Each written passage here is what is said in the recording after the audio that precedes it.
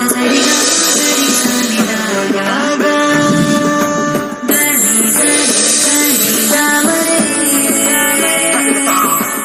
ಶ್ರೀ ಗುರುಭ್ಯೋ ನಮಃ. ಹರಿ ಓಂ. ಓಂ ದ್ರಾಂ ದ್ರೀಂ ದ್ರೌಂ ಸಹ ಶುಕ್ರಾಯ ನಮಃ. ಓಂ ನಮೋ ಭಗವತೆ ವಾಸುದೇವಾಯ. ಓಂ ನಮೋ ನಾರಾಯಣ. ನಮಸ್ಕಾರ. ವೆಲ್ಕಮ್ ಟು ನಕ್ಷತ್ರ ನಾಡಿ. ಫೆಬ್ರವರಿ 10ನೇ ತಾರೀಕು ನಮ್ಮ ವಾಸ್ತು ಕ್ಲಾಸಸ್ ಇದೆ, ಜಾಯ್ನ್ ಆಗಿ. ಹಾಗೆ 2025 2025 ಹೊಸ ವರ್ಷ. ಸೊ ನಾವು ಸೀರೀಸ್ ಬಗ್ಗೆ ಮಾತಾಡ್ತಾ ಇದ್ವಿ. 7 ಸೀರೀಸ್ ಬಗ್ಗೆ ನಾವು ಮಾತಾಡೋಣ. 2025 9 ಕಾಂಬಿನೇಷನ್ ಬರುತ್ತೆ. ಮಂಗಳನ ಆಧಿಪತ್ಯ ಬರ್ತಕ್ಕಂಥದ್ದು. ಹೇಗೆ 7 ಅಂತಕ್ಕಂಥದ್ದು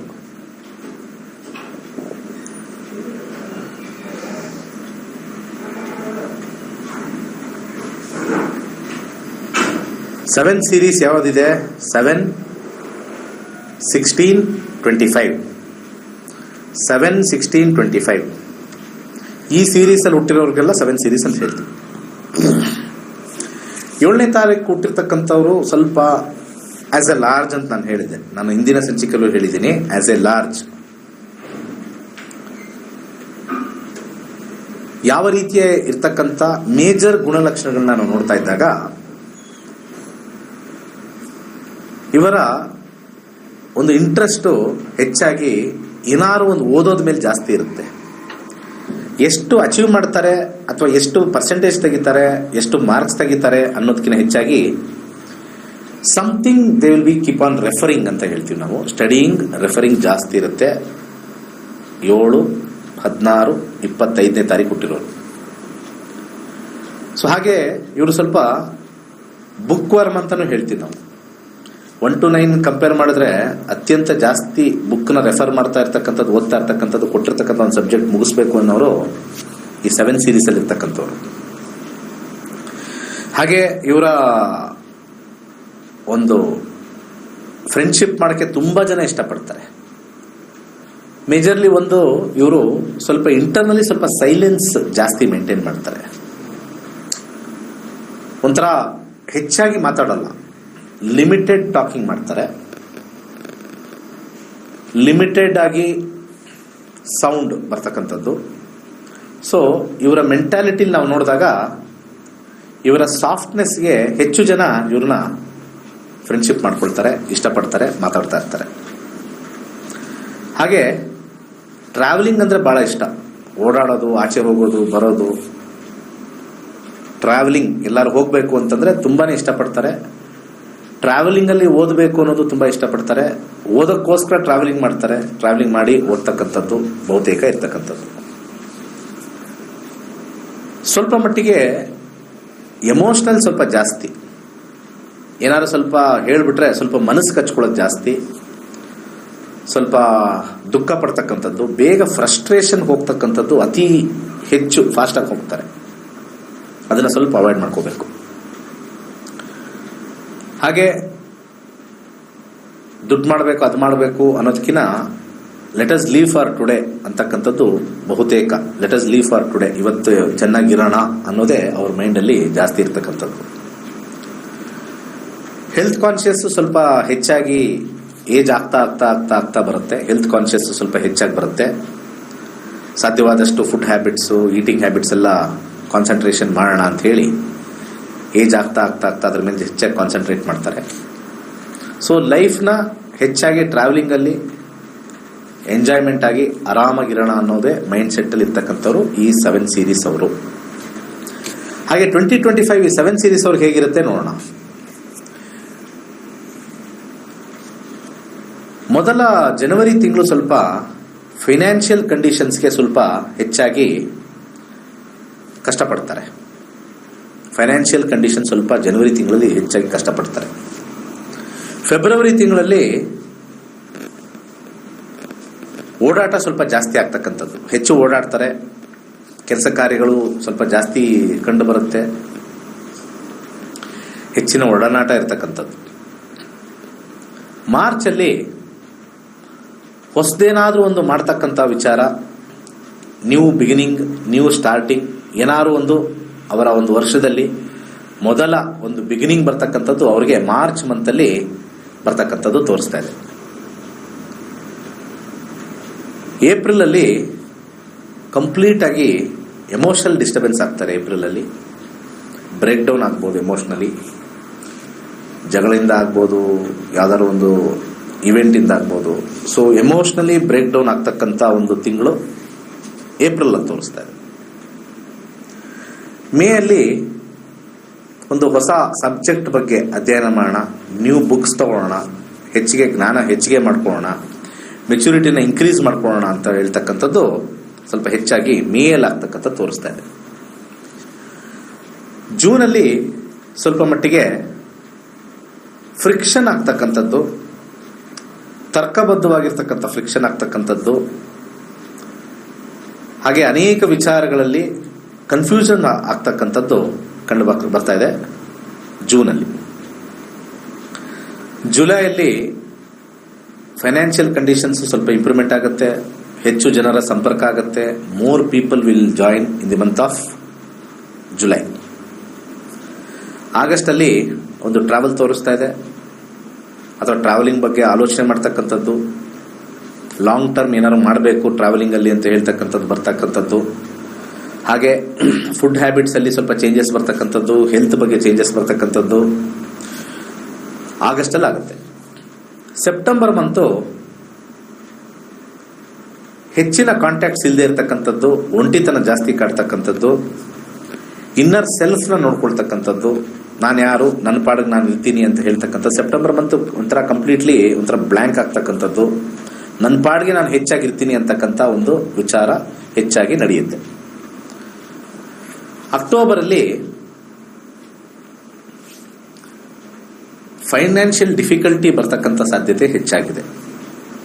ಸ್ವಲ್ಪ ಟೈಟ್ ಆಗೋದು ಫಿನಾನ್ಸ್, ಸಾಲ ಮಾಡ್ತಕ್ಕಂಥ ಸಾಧ್ಯತೆ, ಅಥವಾ ಎಲ್ಲಿಂದನೂ ದುಡ್ಡು ಬರಬೇಕು ಬರ್ತಾ ಇಲ್ಲ ಅನ್ನೋದಕ್ಕೆ ಆ ಒಂದು ಫಿನಾನ್ಷಿಯಲ್ ಫೈರ್ ಫೈಟಿಂಗೇ ಬಹಳ ಹೆಚ್ಚಾಗಿ ಆಗ್ತಕ್ಕಂಥ ತೋರಿಸ್ತಾ ಇದೆ. ನವೆಂಬರ್ ಅಲ್ಲಿ ಒಂದು ಪ್ರಾಜೆಕ್ಟ್ಗೆ ಏನಾದ್ರು ಸ್ಟಾರ್ಟ್ ಮಾಡೋಣ ಅನ್ನೋ ಒಂದು ಪ್ರಾಜೆಕ್ಟ್ ತುಂಬಾನೇ ಆಲೋಚನೆ ಮಾಡ್ತೀರಾ. ಡಿಸೆಂಬರ್ ಅಲ್ಲಿ ಆ ಪ್ರಾಜೆಕ್ಟ್ ಕೈಗೆತ್ಕೊಳ್ಳೋಣ ಅಂತ ಹೇಳಿ ಆ ನವೆಂಬರ್ ಡಿಸೆಂಬರ್ ಒಂದು ಹೊಸದು ಏನಾದ್ರು ಮಾಡಬೇಕು ಅನ್ನೋ ಒಂದು ಪ್ಲಾನಿಂಗು ಮತ್ತೆ ಎಕ್ಸಿಕ್ಯೂಷನ್ ಅಲ್ಲಿ ಕೊನೆಯ 2025 ನವೆಂಬರ್ ಡಿಸೆಂಬರ್ ಮಾಡ್ತೀರಾ. ಓವರ್ ಆಲ್ 7 ಸೀರೀಸ್ ಇಷ್ಟು. ಕರೆ ತಗೊಳ್ಳೋಣ. ನಮಸ್ಕಾರ. ಹಲೋ, ನಮಸ್ಕಾರ, ಹೇಳಿ. ನಮಸ್ಕಾರ ಗುರುಜಿ. ಹೇಳಿ ಗುರುಜಿ, ನಾನು ನಿಮ್ಮ ವಾಸ್ತು ಕ್ಲಾಸ್ ಸೇರ್ಬೇಕಂತಿದ್ದೀನಿ. February 10th. ಹೇಳಿ. ಹಾ ಸರ್, ನಮ್ದು ಮನೆ ಕಟ್ಟೋ ಬಗ್ಗೆ ನಾನು ಕೇಳ್ಬೇಕಾಯ್ತು ಈಗ. ಡೇಟ್ ಆಫ್ ಬರ್ತ್ ಹೇಳ್ತೀನಿ. ಮನೆ ಕಟ್ಟೋ ಬಗ್ಗೆ ಹೇಳ್ಬೇಕು ಅಂದ್ರೆ ಏನ್ ಕೇಳ್ಬೇಕು ಸರ್? ನಾನು ಯಾವ ಇಯರ್ ಅಲ್ಲಿ ಮನೆ ಕಟ್ತೀನಿ ಅನ್ನೋದು ನಮ್ಮ ಇದರಲ್ಲಿ. ಓಕೆ, ಡೇಟ್ ಆಫ್ ಬರ್ತ್ ಹೇಳಿ. 26. ಓಕೆ. 5/1981. ಟೈಮ್ ಬೆಳಿಗ್ಗೆ 6:10. ಹುಟ್ಟಿದ ಊರು? ತುಮಕೂರು ಸರ್.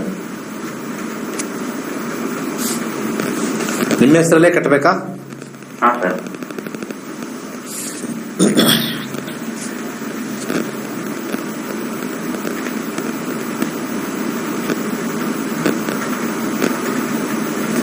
ಸದ್ಯಕ್ಕೆ ಶನಿ ದಶದಲ್ಲಿ 12/4 ತೋರಿಸ್ತಾ ಇದೆ.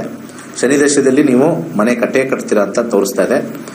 ಯಾವ್ದಾದ್ರು ಇದ್ರೆ ಹಳೆಯದು ಮಾರ್ಬಿಟ್ಟು ಕಟ್ಟಬಹುದು ಅನ್ನೋ ಆಪ್ಷನ್ ತೋರಿಸ್ತಾ ಇದೆ.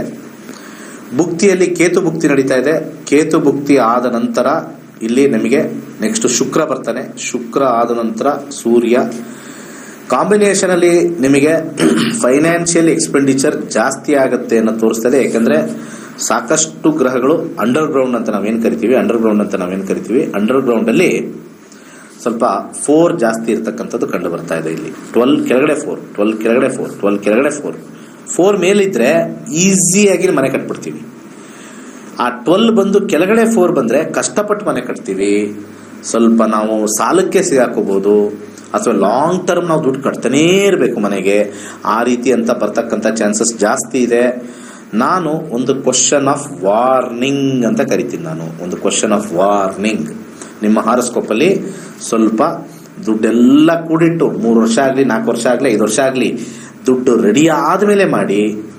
ಲೋನ್ಗೆ ಏನಾದ್ರು ಹೋದರೆ ಅಥವಾ ಮನೆ ಏನಾದ್ರು ಕಟ್ಟಕ್ಕೆ ಶುರು ಮಾಡಿದ್ರೆ, ಸಾಲದಿಂದ ಮಾಡಿದ್ರೆ ಮನೆ ಮಾರ್ಕೊಳ್ಳೋ ಚಾನ್ಸಸ್ಸು ತೋರಿಸ್ತಾ ಇದೆ. ಸ್ವಲ್ಪ ಒಂದು ವಾರ್ನಿಂಗ್ ಕೊಡ್ತಾ ಇದ್ದೀನಿ, ಕೇರ್ಫುಲ್ ಆಗಿರಿ. ಮುಂದಿನ ಕರೆಗೆ ಹೋಗೋಣ. ಇದು ಕ್ಲಿಯರ್, ನಮ್ಮ ಪಿಕ್ಚರ್ ಅದೆಲ್ಲ ನೋಡ್ಬಿಟ್ರೆ it is a clear sign of carefulness ಇರಲೇಬೇಕು. 12 ಇದೆ, 5 ಇದೆ ದಶದಲ್ಲಿ, ಕೇರ್ಫುಲ್ ಆಗಿರ್ಬೇಕು. ಮುಂದಿನ ಕರೆ. ನಮಸ್ಕಾರ.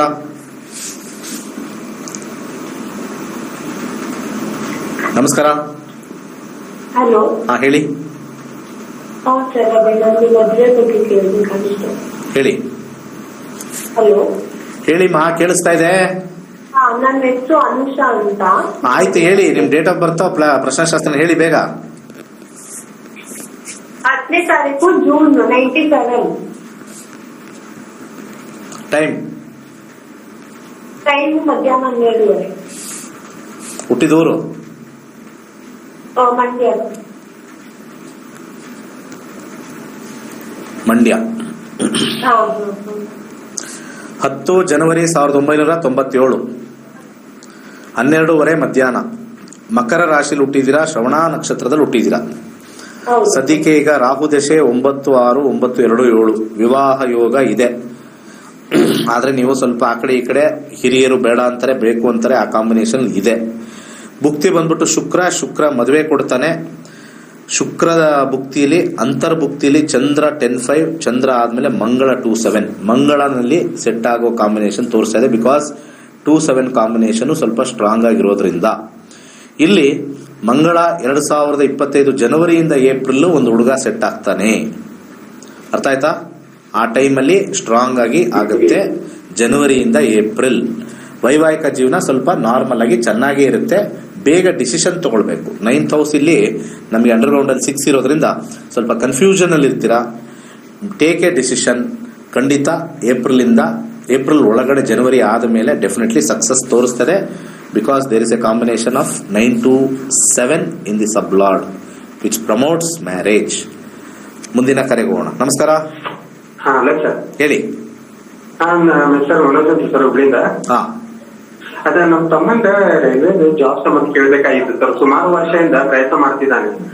ಅಲ್ಲಿ ಯಾವ ಜಾಬ್ಗೆ ಪಾಸ್ ಮಾಡ್ಕೊಂಡಾನ, ಅಪ್ರೆಂಟಿಸ್ ಮಾಡಿದ್ದಾನೆ. ಯಾವ ಜಾಬ್ ಟ್ರೈ ಮಾಡ್ತಾ ಇದ್ದಾರೆ? ಎಕ್ಸಾಮ್ ಮಾಡ್ತಾನೆ ಅಂತಾರೆ. ಒಟ್ಟಿನಲ್ಲಿ ಗೌರ್ಮೆಂಟ್ ರೈಲ್ವೆ ಆಗುತ್ತಿಲ್ಲ ಅಂತ ನೋಡ್ಬೇಕಾಯ್ತು ಸರ್. ಹಾ, ಹೇಳಿ. ಅದೇ ರೈಲ್ವೆ ಜಾಬ್ ಸಿಗುತ್ತೆ ಅಂತ ಇಲ್ಲ, ಕನ್ಫರ್ಮ್ ಮಾಡ್ಬೇಕಾದ್ರೆ ಸರ್ ಡೇಟ್ ಆಫ್ ಬರ್ತ್ ಆರು ಹೇಳಿ. ಇದು ಪ್ರಶ್ನೆ ಸರ್ 69. ಯಾವ್ದಾರು ಒಂದು ಹೇಳಿ, ಅದನ್ನೇ ಹೇಳಿ ಅಂತ ಹೇಳ್ತಾರ. ಅದು 69 ಜಾಬ್. 10-11 ಕಾಂಬಿನೇಷನ್ ನಮಗೆ ಹೆಚ್ಚಾಗಿ ಬಂದ್ರೆ ಅವ್ರಿಗೆ ಜಾಬ್ ಇವತ್ತಲ್ಲ ನಾಳೆ ಸಿಕ್ಕೇ ಸಿಗುತ್ತೆ ಅಂತ ಹೇಳ್ತೀವಿ. ಅದ್ರಲ್ಲಿ ನಾವು ನೋಡ್ತೀವಿ 10-11 very important for government job. ಇಲ್ಲಿ 10 ಅನ್ನೋ ಕಾಂಬಿನೇಷನ್ ಸೂರ್ಯ ಚಂದ್ರಲ್ಲಿ ಫಸ್ಟ್ ಇಲ್ಲ. ಓಕೆ, ಸೆಕೆಂಡರಿ ಲೆವೆಲ್ ಅಲ್ಲಿ ಹೋಗಿ ನೋಡ್ತೀವಿ. 10 ಎಲ್ಲ ಅಂಡರ್ಗ್ರೌಂಡ್ ಅಲ್ಲಿ ಬಂದಿದೆ, 11 ಮಾತ್ರ ಮೇಲಿದೆ. ಓಕೆ, 8 ಮತ್ತೆ 11 6. ಓಕೆ, 11 6 9, 11 6 9. ಈ 11 6 9 ಗುರುವಿನ ಒಂದು ವಿಚಾರದಲ್ಲಿ ಬರುತ್ತೆ. ಕೇತು ಆದ್ಮೇಲೆ ಸೂರ್ಯ ಚಂದ್ರಲ್ಲಿ 5 8 ಬರುತ್ತೆ. ಶನಿ ದಶಾ ಬುಧ ಭುಕ್ತಿಯಲ್ಲಿ 5. ಸ್ವಲ್ಪ ಕಷ್ಟ ಇದೆ ಸರ್. ಭುಕ್ತಿಗಳು ಯಾವುದು ಸಪೋರ್ಟ್ ಮಾಡ್ತಾ ಇಲ್ಲ. ದಶಾ ಎಸ್ ಅಂದ್ಮೇಲೆ ನಮಗೆ ಭುಕ್ತಿ ಎಸ್ ಅನ್ಬೇಕು. ಭುಕ್ತಿಗಳು ಸಪೋರ್ಟ್ ಮಾಡ್ತಾ ಇಲ್ಲ. ಕೇಳಿಸ್ತಾ? ಯಾಕೆಂದ್ರೆ ನೆಕ್ಸ್ಟ್ ಬರ್ತಕ್ಕಂಥ ಬುಧ ಭುಕ್ತಿನೂ ಸ್ವಲ್ಪ ಸಪೋರ್ಟ್ ಮಾಡಲ್ಲ, ಚಂದ್ರನೂ ಇಲ್ಲ, ಮಂಗಳನೂ ಇಲ್ಲ. ಇಲ್ಲಿ ಸೂರ್ಯನು 5 ತೋರಿಸ್ತಾ ಇದೆ. ದುಡ್ಡು ಕಳ್ಕೊಳ್ತೀರಾ ಅನ್ನೋ ಒಂದು ಕಾಂಬಿನೇಷನ್ ಇಂಡೈರೆಕ್ಟ್ ಆಗಿ ಹೇಳ್ತಾ ಇದೆ ಪ್ರಶ್ನಾಶಾಸ್ತ್ರದಲ್ಲಿ. ಯಾರಿಗಾರು ದುಡ್ಡು ಕೊಟ್ಟು ಚಿಪ್ಪು ಇಟ್ಕೊಳ್ಳೋ ಕಾಂಬಿನೇಷನ್ ಅಂತೂ ಬಲವಾಗಿ ತೋರಿಸ್ತಾ ಇದೆ. ಕೇರ್ಫುಲ್ ಆಗಿರಿ. ಮೆರಿಟ್ ಮೇಲೆ ಮಾಡಿ. ಬಟ್ ಇಲ್ಲಿ ಹಾರೋಸ್ಕೋಪಿಕಲಿ ಸ್ವಲ್ಪ ಕಾಂಬಿನೇಷನ್ ಸ್ವಲ್ಪ ಅಷ್ಟು ಸ್ಟ್ರಾಂಗ್ ಆಗಿ ತೋರಿಸ್ತಾ ಇಲ್ಲ. 10ನೇ ಕಸ್ಪ್ ಏನಾದರೂ 10 ಅಂತ ತೋರಿಸ್ತಾ ಇದೆ, ನೋಡೋಣ. 10ನೇ ಕಸ್ಪಲ್ಲೂ ಕೂಡ there is no 10 available. But ಆದ್ರೆ ಇಲ್ಲಿ 5 ಮತ್ತೆ ಅಗೇನ್ 5 3 12 ಬರ್ತಾ ಇದೆ. ಜಾಬ್ ಬಿಸ್ನೆಸ್ ಫೈನಾನ್ಸ್ಗೆ 5. ದುಡ್ಡು ಕಳ್ಕೊಳ್ತೀರಾ ಅಂತ ತೋರಿಸ್ತಾ ಇದೆ. ಯಾಕೋ ಈ ತರ ಕಾಂಬಿನೇಷನ್ ಬಂದಾಗ ನಾನು ಸ್ವಲ್ಪ ಹುಷಾರಾಗಿರಿ. ನಾನು ನಿಮಗೆ ಕೆಲಸ ಸಿಗೋದಕ್ಕಿಂತ ಹೆಚ್ಚಾಗಿ ವಾರ್ನಿಂಗ್, ಡೋಂಟ್ ಗಿವ್ ಮನಿ. ಅದು ನಾನು ನಿಮ್ಗೆ ದುಡ್ಡು ಸೇವ್ ಮಾಡೋಕ್ಕೆ ಮೋಸ ಹೋಗ್ತೀರಾ ಅನ್ನೋದು ಹೇಳ್ತೀನಿ ಹೊರತು ನಿಮ್ಗೆ ಕೆಲಸ ಸಿಗುತ್ತೋ ಇಲ್ಲೋ ಅದು ಆಮೇಲೆ ನೋಡ್ಕೊಳ್ಳಿ. ಮೋಸ ಹೋಗುತ್ತಂತೂ ತುಂಬಾ ಸ್ಟ್ರಾಂಗ್ ಆಗಿ ಬರ್ತಾ ಇದೆ. ನಮಸ್ಕಾರ. ಹಲೋ, ನಮಸ್ಕಾರ ಗುರುಜಿ. ಹೇಳಿ. ಹಲೋ, ನಮಸ್ತೆ ಗುರುಜಿ. ಆಯ್ತು, ನಮಸ್ಕಾರ ಮಾಡಿ 3 ಸತಿ ಆಯ್ತು. ಸರ್ ನಾನು ವಾಸ್ತು ಕ್ಲಾಸಿಗೆ ಸೇರ್ಕೊಂಡು ಬಂದ್ ಮಾಡಿದ್ದೀನಿ ಸರ್. ಸೇರ್ಕೊಳ್ಳಿ, ಯಾಕೆ ಏನ್ problem. February 10th. Yes sir. ಹೇಳಿ. ನಮ್ಮ ಮಗಳು ಮದುವೆ ಕೇಳ್ಬೇಕಾಗಿತ್ತು ಗುರುಜಿ. ಹೇಳಿ ಡೀಟೇಲ್ಸ್. ಪ್ರಶ್ನೆ ಶಾಸ್ತ್ರ 1 to 241 ನಂಬರ್ ಹೇಳಿ. 15 ಸರ್. 15. ಫಸ್ಟ್ ನಾವು 7ನೇ ಕಸ್ಪ್ ನೋಡ್ತೀವಿ. ಕಸ್ಪ್ ನೋಡಿ ಮದುವೆ ಯೋಗ ಹೇಗಿದೆ ಅಂತ ನೋಡ್ತೀವಿ. ಆಮೇಲೆ ದಶಾಭುಕ್ತಿಗೆ ಹೋಗ್ತೀವಿ. 7ನೇ ಕಸ್ಪಲ್ಲಿ ಮ್ಯಾರೇಜ್ ಕಾಂಬಿನೇಷನ್ 7 ಗ್ಯಾರಂಟಿ ಇದೆ, ತೊಂದರೆ ಏನೂ ಇಲ್ಲ, ಮದುವೆ ಇದೆ ಅಂತ ಹೇಳ್ತಾ ಇದೆ. ಬಟ್ 4 ಬಂದಾಗ ಸ್ವಲ್ಪ ಹುಷಾರಾಗಿರಿ. ಎಂಗೇಜ್ಮೆಂಟ್ ಎಲ್ಲ ಮಾಡಿಕೊಂಡು ಕಟ್ ಮಾಡ್ಕೋಬೇಡಿ. ಎಂಗೇಜ್ಮೆಂಟ್ ಕಟ್ ಆಗೋ ಕಾಂಬಿನೇಷನ್ 4 ಅಂತ ಬರುತ್ತೆ, ಹುಷಾರಾಗಿರ್ಬೇಕು. ಸೊ ಕುಟುಂಬದಿಂದ ಮದುವೆ ವಿಚಾರ ಆಗುತ್ತೆ. ಆದರೆ ಎಂಡಿಂಗ್ ಅಲ್ಲಿ 8, 3, 6 ಏನಾರು ಮಾಡಿ ಕೊನೆಯಲ್ಲಿ ಕಟ್ಟಾಗುತ್ತೆ. ಮದುವೆ ಆದ್ಮೇಲೂ ಕೂಡ ಸ್ವಲ್ಪ ವೈವಾಹಿಕ ಜೀವನ ಚೆನ್ನಾಗಿರಲ್ಲ ಅಂತ ಹೇಳ್ತಾ ಇದೆ. ಕೇಳಿಸ್ತಾ ಸರ್? ಶನಿ ದಶದಲ್ಲಿ ಪ್ರಶ್ನೆ ಕೇಳಿದಿರಾ. ಶನಿ ದಶ ಆದ್ಮೇಲೆ ಬುಧ ಬರುತ್ತೆ 8, 6 ಕೊನೆಯಲ್ಲಿ ಕಷ್ಟದಿಂದ ಆಗುತ್ತೆ. ಈಗ ರೆಡಿಯಾಗಿದೆ ಎಲ್ಲ ಬರೋರು, ಬಟ್ ಆದ್ರೆ ಹಣೆ ಬರದಲ್ಲಿ ಸ್ವಲ್ಪ ಚೆನ್ನಾಗಿಲ್ಲ ಅಂತ ಬರುತ್ತೆ. ಹಣೆ ಬರದಲ್ಲಿ ಸ್ಟ್ರೆಂತ್ ಆಫ್ ದಿ ಮ್ಯಾರೇಜ್ ಇಲ್ಲ ಅಂತ ಕರಿತೀವಿ. ಸ್ವಲ್ಪ ಜಾತಕ ನೋಡೋದಕ್ಕಿಂತ ಹೆಚ್ಚಾಗಿ ಹುಡುಗ ಹುಡುಗಿ ಚೆನ್ನಾಗಿ ಮಾತಾಡಿ ಭರವಸೆ ಕೊಟ್ಟು ನಾವು ಚೆನ್ನಾಗಿರ್ತೀವಿ ಅಂತ ಹೋಗಿ ಗ್ರಹಗಳನ್ನ ಮೀರಿ ನಾವು ಬಾಳ್ತೀವಿ ಅನ್ನೋ ಒಂದು ಪ್ರಶ್ನೆ ನಿಮ್ಮ ಹತ್ರ ಬಂದಾಗ ಮಾತ್ರ ಇದನ್ನ ಮದುವೆ ಮಾಡಿ. ಸುಮ್ಮನೆ ಗ್ರಹಗಳೇನೋ ಹೇಳ್ತಾ ಇದಾವೆ ನಾವು ಮಾಡ್ಕೊಳ್ಳೋದು ಅಲ್ಲ. ಯಾಕಂದ್ರೆ 8, 3, 6 are all bad combination for marriage. ಸಿಕ್ಕಾಪಟ್ಟೆ ಬ್ಯಾಡ್ ಕಾಂಬಿನೇಷನ್ ತೋರಿಸ್ತಾ ಇದೆ. ಆಮೇಲೆ ಇಂಥವ್ರನ್ನೇ ಮದುವೆ ಆಗ್ಬೇಕು ಅಂತವ್ರೆ ಮದುವೆ ಆಗೋದಿಲ್ಲ. ಯಾಕೆಂದ್ರೆ ಇಲ್ಲಿ 10 ಅನ್ನೋದು ಸ್ಟೇಟಸ್ ತೋರಿಸ್ತಾ ಇದೆ. ಒಳ್ಳೆ ಕೆಲಸದಲ್ಲಿರ್ತಾರೆ ಅಂತವ್ರೆ ಕೆಲಸದವ್ರು ಸಿಗಕ್ಕೆ ಸ್ವಲ್ಪ ಮ್ಯಾಚಿಂಗ್ ಕಷ್ಟ ಆಗುತ್ತೆ. ಕೆಲಸದ ಮ್ಯಾಚಿಂಗ್ ಕಿನ್ನ ಹೆಚ್ಚಾಗಿ ಮನಸ್ಸಿನ ಮ್ಯಾಚಿಂಗ್ ಮಾಡಿ. ಇಲ್ಲಿ ಏನಾಗ್ತಾ ಇದೆ ಅಂತ ಪ್ರಶ್ನಾಶಾಸ್ತ್ರದಲ್ಲಿ ನಮ್ಗೆ ಗೊತ್ತಾಗ್ಬಿಡುತ್ತೆ. Whenever there is 8 or 10 it is more related with the status matching. ನಾನು ಇಂಜಿನಿಯರ್, ನಾನು 2 ಲಕ್ಷ ಸಂಬಳ, ಅವನು 3 ಲಕ್ಷ ಸಂಬಳ, ಅವನು ಇಂಜಿನಿಯರ್. ಮನಸ್ಸು ಮ್ಯಾಚ್ ಆಗೋದು ಬೇಡ. ಅಲ್ಲೊಟ್ಟೋಗುತ್ತೆ. 100 out of 100% ಪೋಷಕರು ನಾವುಗಳೆಲ್ಲ ಮಾಡ್ತಾ ಇರೋದು ಇದೇನೆ. ನಾವು ಮನಸ್ಸನ್ನು ಮ್ಯಾಚ್ ಮಾಡ್ತಾ ಇಲ್ಲ. ಜಾತಕ ಎಲ್ಲ ನೋಡ್ತೀವಿ, ಕಾಂಪೌಂಡರ್ ಹತ್ರ ಹೋಗ್ತಾರೆ, 36 ಬಂತು ಅಂತಾರೆ. ಈಗೆಲ್ಲ ಕಾಂಪೌಂಡರ್ ಹುಷಾರಾಗ್ಬಿಟ್ಟಿದ್ದಾರೆ. ಅಯ್ಯಪ್ಪ, ಮನಸ್ಸುಗಳು ಮ್ಯಾಚ್ ಆಗಲ್ಲ ಅಂತ ಅವ್ರಿಗೆ ಗೊತ್ತಾಗ್ಬಿಟ್ಟಿದೆ ಕಾಂಪೌಂಡರ್ಗಳಿಗೂ. ಅವ್ರೇನ್ ಮಾಡ್ತಾರೆ, ಬಂದಿದ್ದ ಮ್ಯಾಚಿಂಗ್ ಎಲ್ಲ ಸರಿ ಇಲ್ಲ ಅಂದ್ಬಿಡ್ತಾರೆ. 34 ಆದ್ರೂ ಮ್ಯಾಚಿಂಗ್ ಸರಿ ಇಲ್ಲ ಅಂತಾರೆ. 34, 35 ಏಜ್, ಬುದ್ಧಿ ಇಲ್ಲ ಅವ್ರಿಗೆ. ಅಂತ ಟೈಮಲ್ಲಿ ಯಾವ್ದು ಸಿಗುತ್ತೋ ಮಾಡ್ಕೊಂಡು ಹೋಗ್ರಿ. ಆಮೇಲೆ ನೋಡೋಣ. 35ರಲ್ಲೇ ನೀವು ಇನ್ನೂ ಹುಡುಕ್ತಾ ಕೂತಿದ್ರೆ, ಇನ್ನು ಮ್ಯಾಚಿಂಗ್ ಮಾಡ್ತಾ ಇದ್ರೆ, ಇನ್ನ ಮುಂದೆ ಜೀವನ ಮಾಡೋದು ಯಾವಾಗ? ಮನಸ್ಸುಗಳನ್ನ ಮಾತಾಡಿಕೊಂಡು ಏನ್ ಬಂದ್ರು ನಾವು ಚೆನ್ನಾಗಿರ್ತೀವಿ, ಗ್ರಹಗಳಿಗೆ ನಾವು ಮೀರಿಸ್ತೀವಿ ಅಂತ ಒಂದು ಪಾಯಿಂಟ್ ಇಬ್ರು ಇದನ್ನೇ ಮಾಡಬೇಕು ನನ್ಗನ್ಸುತ್ತಪ್ಪ. ಈ ಮ್ಯಾರೇಜ್ ಎಲ್ಲ ನೋಡ್ಕೊಳ್ಳೋ ಬದಲು ನನ್ನ ಸಜೆಷನ್ನೇ ಇದು. ಮಾತುಕತೆ ಆಯ್ತಾ, ಹುಡುಗ ಹುಡುಗಿ ಕೂರ್ಸಿದ್ರ, ಅಲ್ಲಿ ಆ ಕಡೆ ತಂದೆ ತಾಯಿ ಕುಟ್ಕೊಂಡ್ರ, ಈ ಕಡೆ ತಂದೆ ತಾಯಿ ಕುಟ್ಕೊಂಡ್ರ, ನಮ್ಮ ಮಾತುಗಳು ನೀವಿಬ್ರು ಕೇಳ್ಬೇಡಿ, ಅವ್ರ ತಂದೆ ತಾಯಿ ಮಾತು ನೀವಿಬ್ರು ಕೇಳ್ಬೇಡಿ. ನಿಮ್ಮಿಬ್ರು ಏನಾದ್ರು ಸಮಸ್ಯೆ ಬಂದ್ರೆ, ನಾವು ಯಾವುದೇ ಸಮಸ್ಯೆ ಬಂದ್ರು ಕೂಡ ನಾವು ಕೈ ಬಿಡಲ್ಲ. ಅದನ್ನ ಮಾಡಿಸ್ತೀರಾ ನೀವು ಯಾವತ್ತಾದ್ರೂ? ಅದು ನೀಡ್ ಆಫ್ ದಿ ಅವರ್ ಅಂತ ನನ್ನ ಅನ್ನಿಸ್ತಾ ಇದೆ ಇವತ್ತಿನ ಕಲಿಯುಗದಲ್ಲಿ. Just real promise, real guarantee, warranty ಎಲ್ಲ ಬೇಡ, ರಿಯಲ್ ಗ್ಯಾರಂಟಿ ಮಾಡಲೇಬೇಕು. ಮುಂದಿನ ಕರೆಗೋಣ. ನಮಸ್ಕಾರ.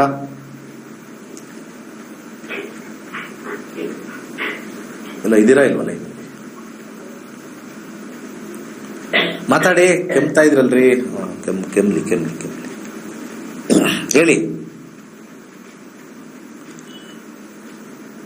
ಬೇರೆ ನಂಬರ್ ಕೊಡಿ, ಕನೆಕ್ಟ್ ಮಾಡಿ. ಸೊ ಫೆಬ್ರವರಿ 10th ನಮ್ಮ ವಾಸ್ತು ಕ್ಲಾಸಸ್ ಇದೆ. ಏಪ್ರಿಲ್ ಅಲ್ಲಿ ಒಂದು 106 ಬ್ಯಾಚು ಅಸ್ಟ್ರಾಲಜಿ ಇದೆ. ನಮಸ್ಕಾರ. ನಮಸ್ಕಾರ ಸರ್. ಹೇಳಿ. ತಮ್ಮ ರಿಲೇಟೆಡ್ ಕೇಳಬೇಕಿತ್ತು ಸರ್. ಹೇಳಿ ಸರ್. ಅವ್ನ date of birth February 17, 2009. Okay. ಮತ್ತ ಫೆಬ್ರವರಿ ಅವನು ಟೈಮ್ ಆಫ್ ಬರ್ತ್ ಮಧ್ಯಾಹ್ನ 2:15. ಓಕೆ. ಹುಟ್ಟಿದೂರು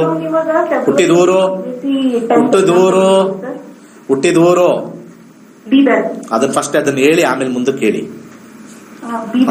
ಇವಾಗ ಹೇಳಿ, ಪ್ರಶ್ನೆ ಕೇಳಿ ಇವಾಗ. ಅವನು 10th ಬೋರ್ಡ್ ಎಕ್ಸಾಮ್ ಬರೀಬೇಕು ಸರ್, ಫೆಬ್ರವರಿ ಮಂತಲ್ಲಿ ಸರ್. CBSE exam sir. ಏನ್ ಎಕ್ಸಾಮ್?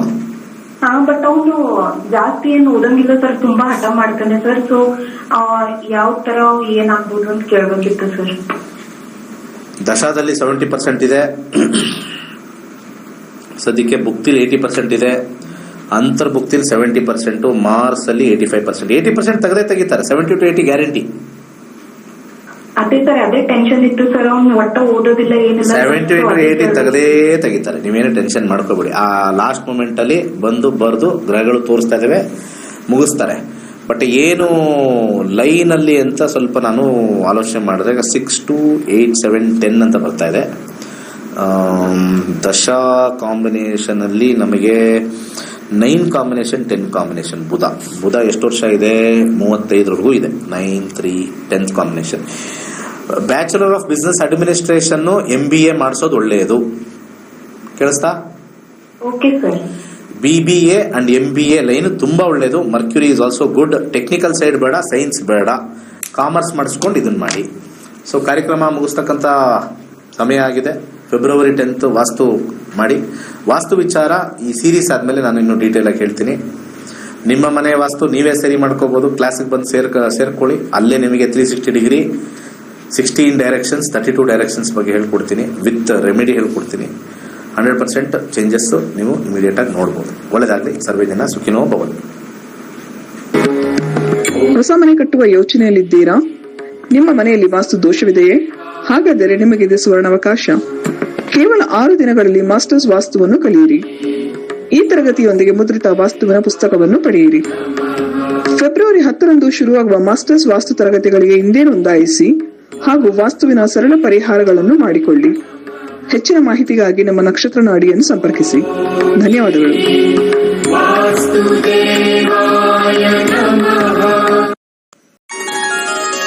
ಕೈಲಾಶ್ ಯಂತ್ರವು ಅತ್ಯಂತ ಪ್ರಾಚೀನವಾದ ಶಕ್ತಿಶಾಲಿಯಾದ ಯಂತ್ರವಾಗಿದೆ. ಸರಿಸುಮಾರು 800 ರಿಂದ 1000 ವರ್ಷಗಳ ಹಿಂದೆ ಹಲವಾರು ಸಂಯೋಗಗಳಿಂದ ರಚಿಸಲ್ಪಟ್ಟಿರುವ ಯಂತ್ರವೇ ಈ ಕೈಲಾಶ್ ಯಂತ್ರ. ಇಂಟರ್ನೆಟ್ ಅಲ್ಲಿ ಗೂಗಲ್ ಅಲ್ಲಿ ಹುಡುಕದ ಕೈಲಾಶ್ ಯಂತ್ರದ ಹಿನ್ನೆಲೆ ಹುಡುಕದ ನಿಮಗೆ ಖಂಡಿತ ಸಿಗುತ್ತೆ. 800 ರಿಂದ 1000 ವರ್ಷಗಳ ಹಿಂದೆ ಒಂದು ಹಲವಾರು ಕಾಂಬಿನೇಷನ್ಸ್ ನ ಮಿಕ್ಸ್ ಮಾಡಿರ್ತಕ್ಕಂಥ ವಿಶೇಷವಾಗಿರ್ತಕ್ಕಂಥ ಒಂದು ಯಂತ್ರವೇ ಕೈಲಾಶ್ ಯಂತ್ರ. ಈ ಯಂತ್ರದ ವಿಶೇಷತೆ ಬಹಳಷ್ಟಿದೆ. ಇದರ ಮಧ್ಯದಲ್ಲಿ ಕೋರ್ ಅಂತ ನಾವೇನ್ ಕರಿತೀವಿ, ಇದು ಚೈನೀಸ್ ನ್ಯೂಮರಾಲಜಿ ಬರ್ತಕ್ಕಂಥ ಲೋಶೋ ಗ್ರಿಡ್. ಹಾಗೆ ಇದು ಸುತ್ತ ಇರತಕ್ಕಂಥದ್ದು ವಿಶೇಷವಾಗಿರ್ತಕ್ಕಂಥ 12 ಪ್ರಾಣಿಗಳು. ಅದು ಚೀನಿ ಪ್ರಾಣಿಗಳು, ಅನಿಮಲ್ ಸ್ಪಿರಿಟ್ಸ್ ಅಂತ ಹೇಳಿ ಕೆಲವರು ಮಾಡ್ತಾರೆ. ಅದ್ರ ಸುತ್ತ ಔಟರ್ ಲೇಯರ್ ಇರತಕ್ಕಂಥ ವಿಶೇಷವಾಗಿರ್ತಕ್ಕಂಥ ಮಂತ್ರ. ಅದಾದ್ಮೇಲೆ 4ರಲ್ಲಿ ದಿಗ್ಬಂಧ ಆಗಿರ್ತಕ್ಕಂಥದ್ದು. ಒಂದು ಓಮಿಂದ ದಿಗ್ಬಂಧ ಆಗಿದೆ, ಇನ್ನೊಂದು ಸ್ವಸ್ತಿಕಿಂದ ದಿಗ್ಬಂಧನ ಆಗಿದೆ, ಒಂದು ಶಿವನ ಒಂದು ಅಂಶ ಆಗಿರ್ತಕ್ಕಂಥ ಫೋಟೋಯಿಂದ ದಿಗ್ಬಂಧನ ಆಗಿದೆ, ಕೊನೆಯಲ್ಲಿ ಒಂದು ತ್ರಿಶಕ್ತಿ ಇರತಕ್ಕಂಥ ತ್ರಿಶೂಲದಿಂದ ದಿಗ್ಬಂಧನ ಆಗಿರ್ತಕ್ಕಂಥದ್ದು. ಈ ಒಂದು ಯಂತ್ರ ನೆಮ್ಮದಿ, ಹಣಕಾಸು ವಿಚಾರ ಮತ್ತೆ ಆರೋಗ್ಯಕ್ಕೆ ಶಕ್ತಿಶಾಲಿಯಾಗಿರ್ತಕ್ಕಂಥ ಒಂದು ಯಂತ್ರ. ಸೊ ಅನೇಕ ಕಡೆಯಲ್ಲಿ ನಿಮಗೆ ಇದರದ್ದು ಕಬ್ಣ ಮಿಕ್ಸ್ ಕಮ್ಮಿ ರೇಟ್ ಅಲ್ಲೂ ಸಿಗುತ್ತೆ. ಹಾಗೆ ಬರೀ ಕಾಪರ್ ಸಿಗುತ್ತೆ, ಬರೀ ಬ್ರಾಸ್ ಸಿಗುತ್ತೆ. ನಮ್ಮಲ್ಲಿ ವಿಶೇಷವಾಗಿರ್ತಕ್ಕಂಥ ಬ್ರಾಸ್ ಅಲ್ಲಿ ಮಾಡಿರ್ತಕ್ಕಂಥ ವಿಶೇಷವಾಗಿರ್ತಕ್ಕಂಥ ಕೈಲಾಶ್ ಯಂತ್ರ ಪ್ರಾಣ ಪ್ರತಿಷ್ಠೆ ಮಾಡಿ ನಿಮಗೆ ತಲುಪಿಸ್ತಕ್ಕಂಥದ್ದು. ಮತ್ತೆ ಅದರದ್ದು ಗೇಜು ಬಹಳ ಇಂಪಾರ್ಟೆಂಟ್ ಆಗಿರುತ್ತೆ. ಯಾಕಂದ್ರೆ ನಮ್ಮ ಕೈಲಾಶ್ ಯಂತ್ರ ನಮ್ಮಲ್ಲಿ ಸಿಗ್ತಕ್ಕಂಥದ್ದು ಗೇಜ್ ದಪ್ಪ ಇರುತ್ತೆ. ದಪ್ಪ ಇದ್ದಷ್ಟು ಕೂಡ ಯಂತ್ರ ಬಲಿಷ್ಠವಾಗಿರುತ್ತೆ, ಯಂತ್ರದ ಒಂದು ಕಾರ್ಯ ಬಲಿಷ್ಠವಾಗಿರುತ್ತೆ. ಬೇರೆ ಕಡೆ ಎಲ್ಲ ತೆಳು ಇರುತ್ತೆ. ಅದು ಸೇಲ್ಸ್ ಕಾನ್ಸೆಪ್ಟ್ ಅಲ್ಲಿ ಮಾಡಿದ್ರು ಕೂಡ, ನಾವಾಗ್ಲಿ ಅವರಾಗ್ಲಿ ಮಾಡಿದ್ರು ಕೂಡ ನಾವು ಒಂದು ಪ್ರಮಾಣದಲ್ಲಿ ಮಾಡ್ತಕ್ಕಂಥ ಒಂದು ವಿಚಾರ. ಸೊ ಅದನ್ನ ದೇವರ ಮನೆಯಲ್ಲಿ ಅಥವಾ ದೇವರ ಜಗಲಿಲಿ ಯಾವುದೇ ದಿಕ್ಕಲ್ಲಿ ಇಟ್ಟು ಕೆಂಪು ಹೂವಿನಲ್ಲಿ ಪೂಜೆ ಮಾಡತಕ್ಕಂಥದ್ದು. ಆ ಕೆಂಪು ಹೂವಿನಿಂದ ಕೆಳಗಡೆ ಕೊಟ್ಟಿರ್ತಕ್ಕಂಥ ಮಂತ್ರ ಓಂ ಕ್ಲೀಂ ಹರ್ ವೀರಾಯ ಭೂಶಂಕರ ಲಕ್ಷ್ಮೀ ಕುರುಕುರು ಸ್ವಾಹ ಎನ್ನ ವಿಶೇಷವಾಗಿರ್ತಕ್ಕಂಥ ಮಂತ್ರನ ಸೋಮವಾರ 108 ಸತಿ ಪಠನೆ ಮಾಡಬಹುದು. ಆಸಕ್ತಿ ಇರೋರು, ಸಮಯ ಇರೋರು ಪ್ರತಿನಿತ್ಯ ಆ ಯಂತ್ರದ ಮುಂದೆ ಪಠನೆ ಮಾಡಿದ್ರೆ ನಾವು ಹೇಳಬೇಕಾಗಿಲ್ಲ, ನಿಮ್ಮ ಎಕ್ಸ್ಪೀರಿಯನ್ಸ್ ನೀವೇ ಆಗ್ತೀರಾ. ಈ ಯಂತ್ರವನ್ನು ವಿಶೇಷವಾಗಿ ಹಿತ್ತಾಳೆಯಿಂದ ರಚಿಸಿ ಪ್ರಾಣ ಪ್ರತಿಷ್ಠೆ ನಂತರ ತಲುಪಿಸಲಾಗುತ್ತದೆ. ಕೈಲಾಶ್ ಯಂತ್ರಕ್ಕಾಗಿ ನಮ್ಮ ನಕ್ಷತ್ರ ನಾಡಿಯನ್ನು ಸಂಪರ್ಕಿಸಿ. ಧನ್ಯವಾದಗಳು. ದೇವತಾ ವಾಹನಗಳಲ್ಲಿ ಗೂಬೆಯು ಶ್ರೀ ಮಹಾಲಕ್ಷ್ಮಿಯ ವಾಹನವಾಗಿದೆ. ಗೂಬೆಯು ಕತ್ತಲನ್ನು ಭೇದಿಸುವ ಶಕ್ತಿಯನ್ನು ಹೊಂದಿರುವುದರಿಂದ ಎಲ್ಲಾ ರೀತಿಯ ಆರ್ಥಿಕ ಸಮೃದ್ಧಿಯನ್ನು ಸೂಚಿಸುತ್ತವೆ. ಗೂಬೆಯ ಉಂಗುರವನ್ನು ಧರಿಸುವುದರಿಂದ ಉತ್ತಮ ಆರ್ಥಿಕ ಬೆಳವಣಿಗೆ ಮತ್ತು ಅನಗತ್ಯ ಖರ್ಚುಗಳನ್ನು ನಿಯಂತ್ರಿಸಬಹುದಾಗಿದೆ. ಗೂಬೆಯ ಉಂಗುರಕ್ಕಾಗಿ ಈ ಕೆಳಗಿನ ಸಂಖ್ಯೆಗಳಿಗೆ ಕರೆ ಮಾಡಬಹುದು. ಧನ್ಯವಾದ.